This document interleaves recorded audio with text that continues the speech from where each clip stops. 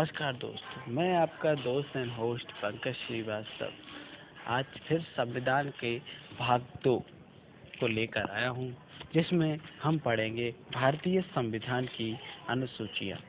भारतीय संविधान की अनुसूचियों के बारे में पढ़ने से पहले मैं आपको बता देता हूं कि जो भारत का संविधान प्रथम रूप में था, जब भारत की जो संविधान की जो अनुसूचियां थी, उनकी जो संख्या थी वो 8 थी। अभी वर्तमान में भारत में जो अनुसूचियां हैं उनकी संख्या 12 है। यह अनुसूचियां धीरे धीरे बढ़ती चली गई। धीरे धीरे संविधान में कुछ संशोधन होते गए और संशोधनों के द्वारा कुछ अनुसूचियों को वो जोड़ते गए। वर्तमान में अनुसूचियों की संख्या 12 है और कुछ जो पुरानी अनुसूचियां हैं, जैसे 8वीं अनुसूची में भी कुछ संशोधन हुए। संशोधन से कुछ चीज़ें उनमें फिर इंक्लूड की गई हैं, जो भी उसको जो है डेवलप करती है। चलिए बात करते हैं प्रथम अनुसूची की। प्रथम अनुसूची की यदि बात करें तो भारतीय संघ में पहले कुछ दिनों पहले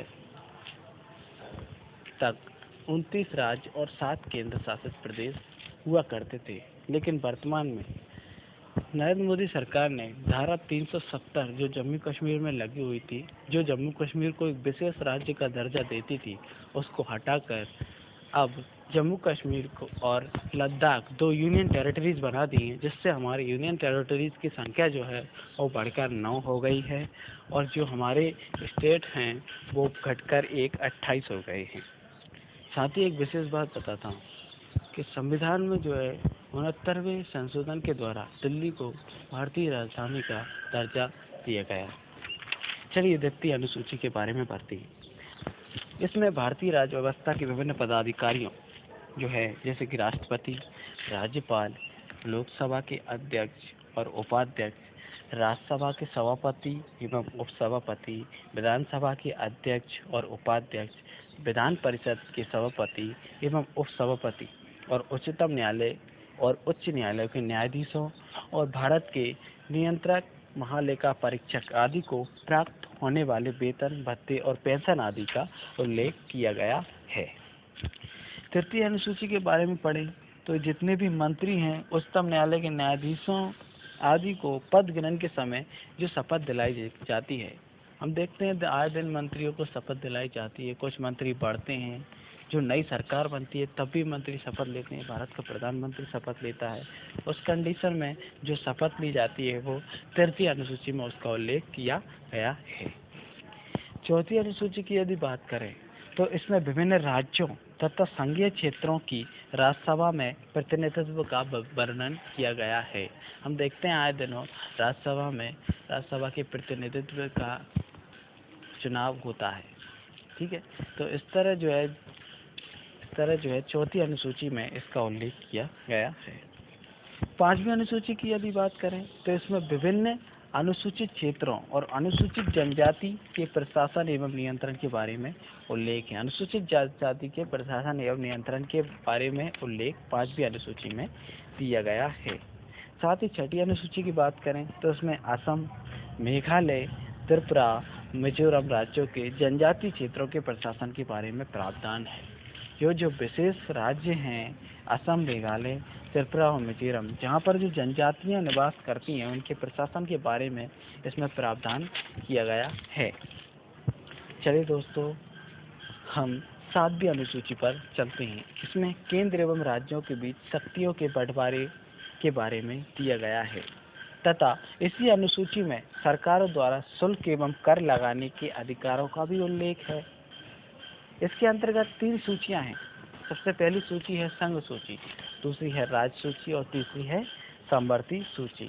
संघ सूची की यदि बात करें तो संघ सूची में यह पूरे इस पर जो कानून बनाने का जो अधिकार होता है वो केंद्र सरकार के पास होता है।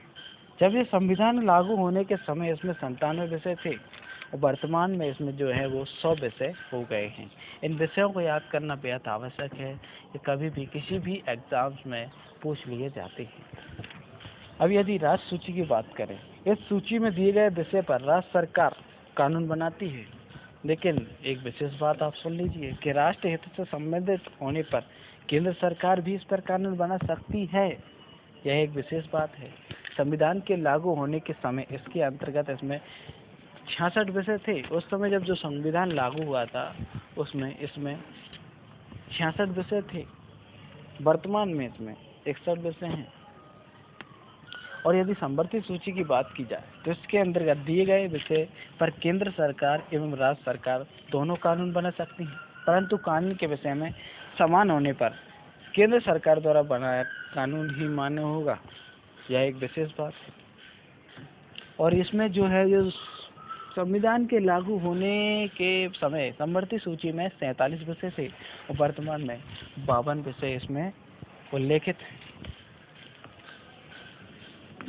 और एक विशेष बात, संवर्धित सूची का प्रावधान जब तक ये 370 धारा नहीं हटी थी तब तक यह सूची जम्मू कश्मीर में लागू नहीं होती थी, लेकिन वर्तमान में ये जम्मू कश्मीर में लागू होगी, क्योंकि धारा 370 जो कि जम्मू कश्मीर को एक विशेष राज्य का दर्जा देती थी, वो नरेंद्र मोदी सरकार ने हटा दी है।